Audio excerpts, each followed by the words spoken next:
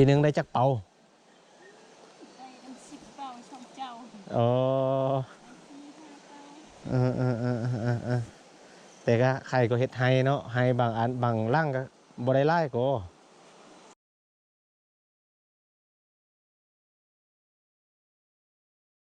ในคนตอนนี้บอเทคเดินทางมาฮอดทงนา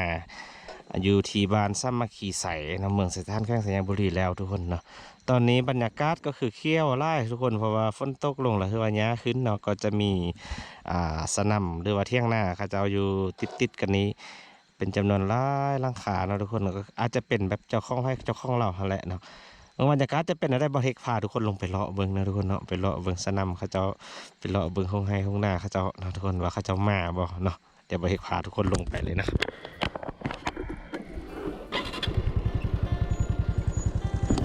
ค่อนข้างลงก็ยากอยู่ทุกคนเนาะแต่ก็โอเคเนาะลงได้ขนาดฝนตกนี่จะมาขึ้นไปเลยแหละทุกคนครับพอเห็นฝนตกมาพอเห็นก็จะแลนขึ้นมาเลยเนี่ยโอ้วิวที่ว่างามไล่ทุกคนเวลาเขาจะเฮ็ดหน้าเนาะบอเทคจะมาเก็บภาพบรรยากาศให้ทุกคนในเบิ้งเลยทุกคนตอนเขาจะเฮ็ดหน้านี่คือสิคักเลยแหละนี่เนาะไปทางใดบัดนี้ไปทางใดอึ๊บ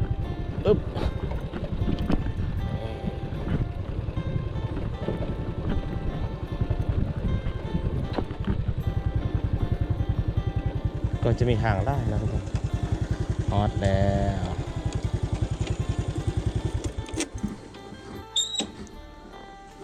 เจ้าทำอิฐนี่บอยู่ทุกคนเป็นบอยู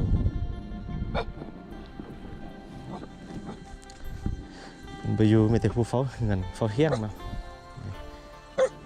จะประมาณนี้ทุกคนเดี๋ยวไปพาทุกคนเลาะบรรยากาศอยู่ทางลมไปคนเนาะเอาดีคักมากเลยทุกคนส่วนบ้านถ้ามากี่ไส้ก็จะอยู่เพิ่งนั้นทุกคนเนาะก็เรียกให้มันส่วนเส้นทางไปก็จะอยู่นี้เส้นทางจะอยู่นี้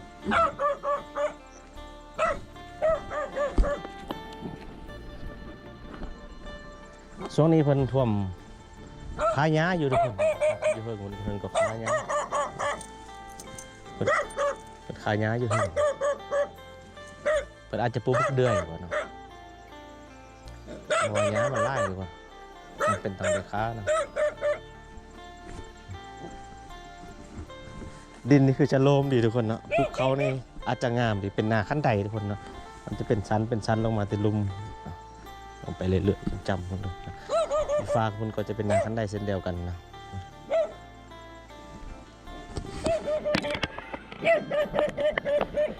เพื่อนกำลังความพาย้ายถึงขับไปเบิ้งเป็นหนึ่งลงมานี้ก็จะเป็นห้วย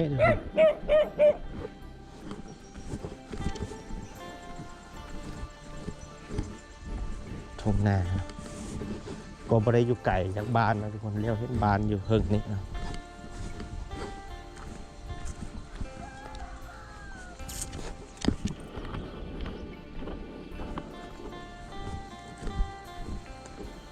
เป็นดินทรายเลยทุกคนนะ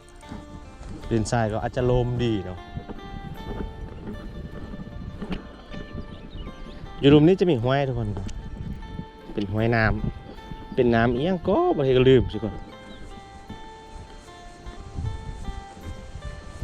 โอ้ก็จะมีห้วยน้ำอยู่นี้แบบสบายเลยเนาะเสี่ยงยันแต่มันเวลามันมาแห้งระยะมันเสี่ยงเฮ็ดให้หน้านี่สไลด์ลงไปแล้วทุกคนเนาะ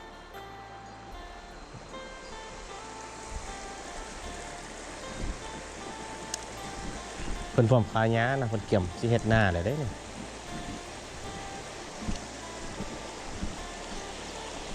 ก็จะเป็นห้วยน้ำ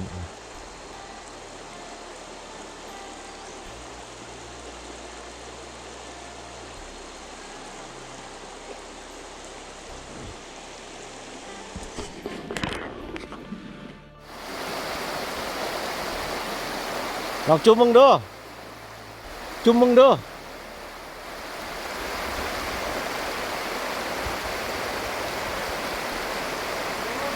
ลองจุ่มมึงบัดหนึ่งดู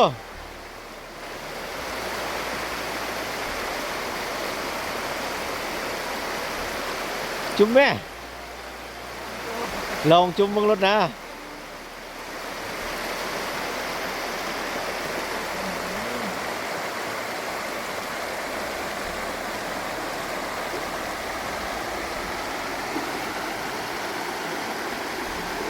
มึงมีตัวได้ไล่แล้วบ่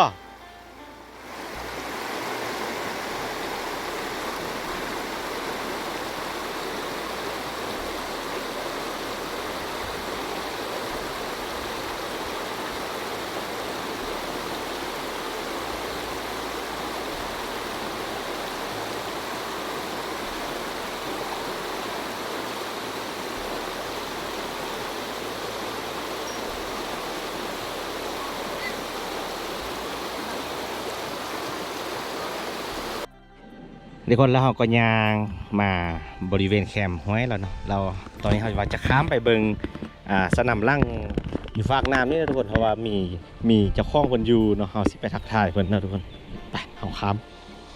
น้ำไป5เพิ่นไปทุกคนนี่ห้วยนี้เนาะเราจะข้ามน้ำไปทุกคนเราต้องได้ลุยน้ำเลยนี่ข้ามว้าวเย็นเลยปึ๊บปึ๊บช่วงนี้ข้าเจ้าก็พวมจะคุ้นเคี้ยวใส่ข้าวไห่ทุกคนเนาะส่วนข้าวหน้าก็อาจจะเป็นเดือนหน้าบอกเนาะที่ว่าข้าเจ้าจะมาตกกาเนาะ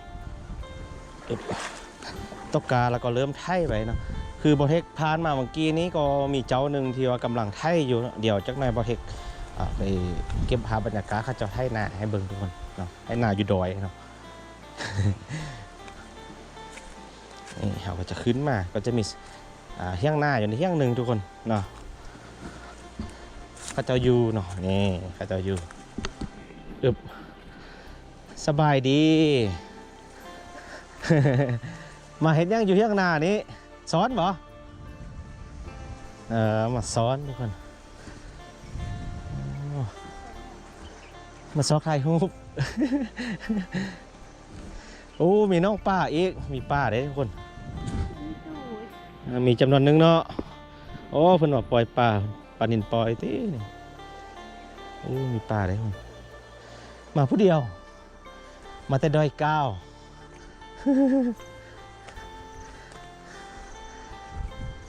สบายดีไปยังมาโอ้เดือนใดสิตกกะเดือนใดสิตกกะเดือนนี้เนาะแต่ว่าช่วงนี้เขากำลังคุ้นเคี้ยวปักข้าวไฮอยู่เนาะซักข้าวไฮอยู่เนาะก่อนนั้นก่อนมักใหญ่ๆยังบ่กึ่งมันทิพย์อ่ะกึ่งบ่แพ้เนาะโอ้มันมาแต่เฮิงมันเองเนาะมันมาแต่นี้โดนละติทางนั้นข้าเจ้าก็กำลังคายหญ้าทุกคนข้าเจ้าเตรียมสิปูบักเดือยติคายหญ้ายังบ่ไรงัวนี่เด้เดี๋ยวก็งัวไปกินยาคายหญ้าฮะปูบักเดือยนะเบิ่งให้เนาะบ่แม่นบักเดือยกับบักงาเลยทุกคนจักไรน่ะเจ้าอ่ะมีแต่คนนี้เป็นนี้เนาะสองเจ้า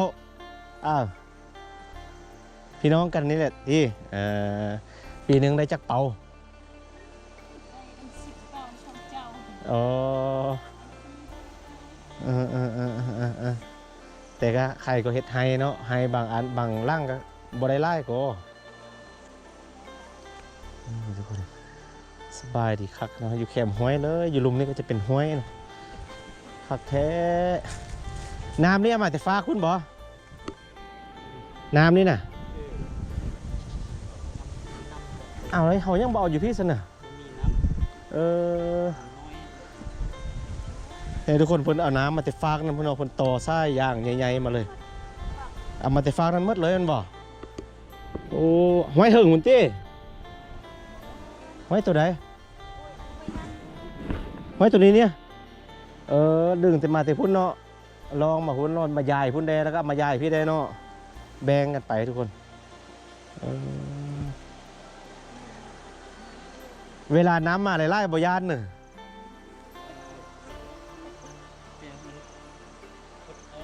เนี่ยเราข้ามไปแนวได้ข้ามได้อะเวลามันมาข้ามบ่ได้เนาะเฮ็ดอยู่เข้มห้อยใช่ปะมีไล่เจ้าทุกคนนะแต่ละเจ้าก็จะมีเฮี้ยงให้เฮี้ยงหน้าแต่ละเจ้ายายกันอยู่แต่ว่าพูดละน้อยเนาะบ่ไล่เนาะหน้าเพราะว่าเนื้อที่เฮ็ดหน้าอยู่บ้านนี้บ่ได้ไล่ปานใดทุกคนแต่หลักๆละบ้านเท่านี้คือว่าอยากไล่กว่าหมู่ได้เนื้อที่เฮ็ดหน้าเนาะ21บ้านเนี่ยเนาะบ้านมีไส้ก็ไล่อยู่เนาะอาจจะไล่กว่านี้น้อยนึงบ้านมีไส้แล้วก็ห้องกันตรงมากับบ้านนี้บ้านที่ซ้ำเป็นบ้านสถานมีเนื้อที่เฮ็ดหน้านะ ไปสอนยังสอนหอยนี่หวะได้อยู่หวะ โน่ก็มีตัว เออ สอนคุยหน่อยดิ เออ เห็ดนิดหน่อยก็สอนคุยหน่อย สอนหอยน้อยมีปักกลางมีปูโอ้เนาะ มีติดแก้ว เออ ปลาไม่ไปหน่อย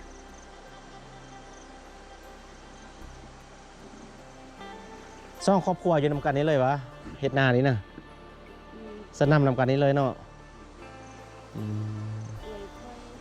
เป็นเอื้อยเป็นน้องกันเอารถไทยหรือว่าเอาควายไทย ลด รถเดินได้สิไทยเนี่ย เดือน เดือน7เดือนนี้เดือน5 7เนาะเดือน6นี่กายังบ่ทันสูงดีเนาะ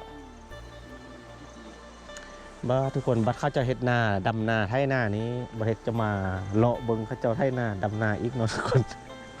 ม่วนเนาะประมาณเดือน7เนาะท้ายเดือน6นี่แหละเนาะท้ายเดือน6เขาเดือน7ปีกายนี่มาดำนำเข้าอยู่วันมีต้นพร้าวนี่พงกวงๆกันน่ะเป็นของไข่ผู้ตุยบ่เขาจะมาเฮ็ดน่ะมาดำนาแต่เข้ามาถ่ายรูปเข้าเนี่ย มวนก็เย็นเล่าไปพร้อมโอ้ทางฮ้อนแดทางเย็นเล่าแดหักได้ทุกคนเขาจะเอาเฮ็ดเนาะ ใจคักใจเน่ามันคุ้น แล้วเขาบ่ได้เฮ็ดแต่จุเจ้าเขาให้น่ะเขาให้ก็เฮ็ดอีกนาก็เฮ็ด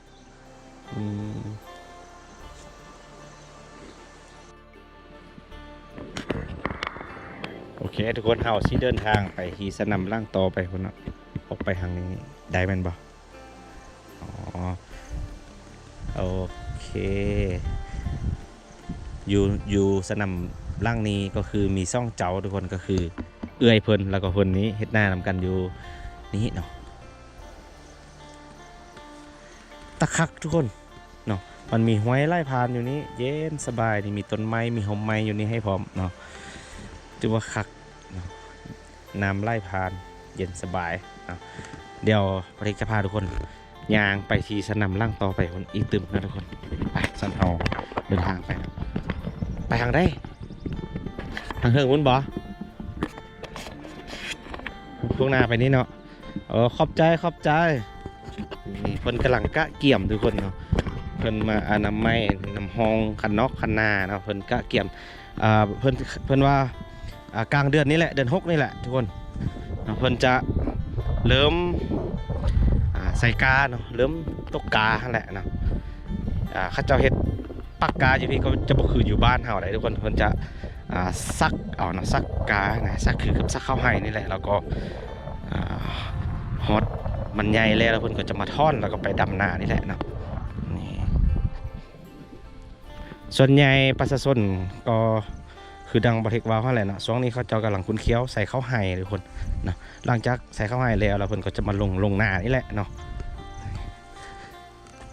บ่จะเดินทางไปหาสนามล่างนั้นเนาะทุกคนเพิ่นอยู่เนาะเมื่อกี้นี่เพิ่นอยู่เพิ่นมาอนามัยคันไห้คันนาเพิ่นเนาะ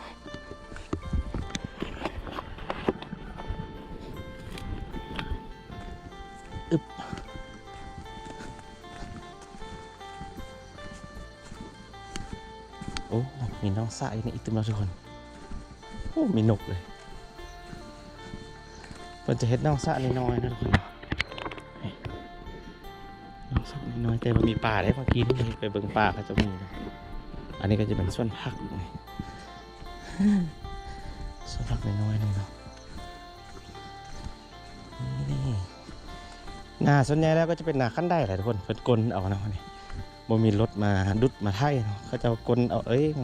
เป็นหน้าให้น้อยๆบ่ใหญ่เนาะถือว่าน้ำนี่ว่ามีทุกคนแต่ละไฮที่ว่ามีน้ำนะขันท้าเขาจะเห็ดหน้าปังหรือว่าหน้าแซง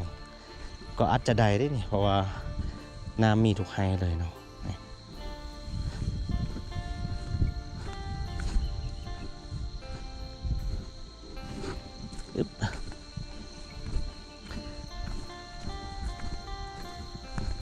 ถ้าพัดเขาเจ้า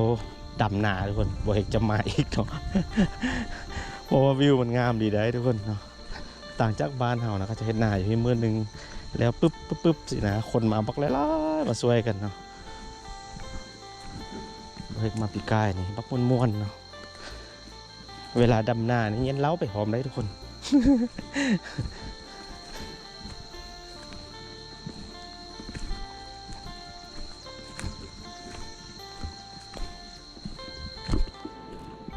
นี่แสดงแล้ว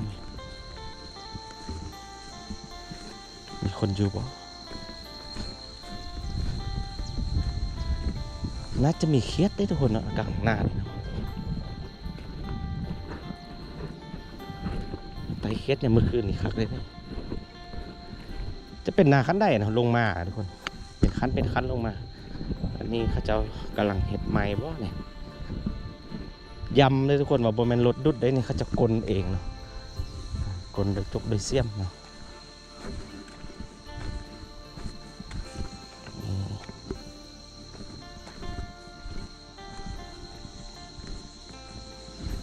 เขาเจ้ากำลังอันนั้นไม่นะบ้านประเทศห้องจะห้องว่าเขาจะซาวเลยทุกคนเนาะหน้าเฮ็ดทำอิฐนี่จะเอิ้นว่าซาวหนาสินะทุกคนโอ้น้ำมันก็สะดวกเลยเป็นตอมาแต่ภูคนนี้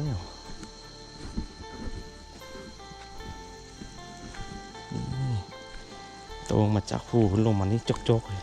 โอ้สะอาดทุกคนล้างมือกันเป็นบอยูเนาะ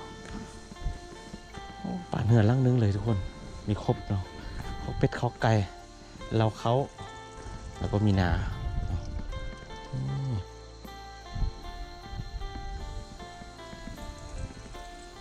เป็นตะแกนดีเนาะก็จะมีเป็นสนำของไผ่ของเราไปเนาะมันก็ล่างนึงล่างนั้นอาจจะมีคนอยู่นะบ่เห็นแบบอยู่นะมีบอลนั่งกินข้าวอยู่นี่ทุกคนโอ้คักอันนี้ก็อาจจะเป็นห้องน้ำเพิ่นเด่นเป็นห้องน้ำที่ว่าเพิ่นเวลาฝนตกลงน้ำไหลลงมาก็จะลงมาห้องนี้แล้วก็จะปล่อยใส่ให้หน้าเลยนะคักทุกคนบรรยากาศถือว่าดีเนาะแต่ว่าเจ้านี่เพิ่นบ่อยู่นะทุกคนเพิ่นอาจจะไปทางอื่นบ้างนะบ่อยู่คันได้เพิ่นปลดไว้เลย